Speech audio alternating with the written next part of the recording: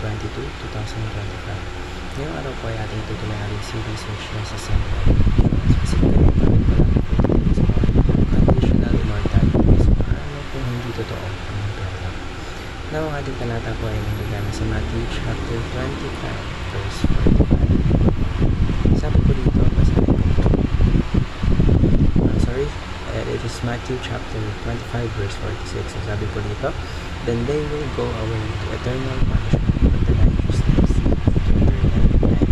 So, ngayon upang ating mas magawa kung anong nakasaad sa ating talata, upang mas maintindihan natin ang ating devotion for today. Ngayon po tayo pwede lang sa ating mga teaching. So, una po, two destinations, bliss or torment. So, sa Biblia po, it teaches that after death po, there are only two possible destinations. So, first po is eternal joy, it meaning the presence of God, which is in heaven, or eternal separation from Him, which is hell.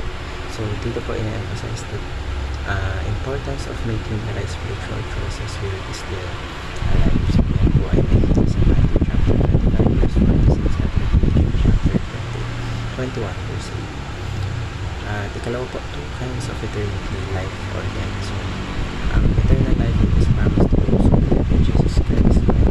Eternal life, which is spiritual separation from God, is the fate of those who reject Him. So, ito po ay naka-align with John 3:16, which declares that those who believe in Jesus Christ will have everlasting life. Katlo po, two resurrected bodies, believers and unbelievers. So, sa Biblia po, sabi po dito na po, the righteous and the weak will be resurrected for different purposes.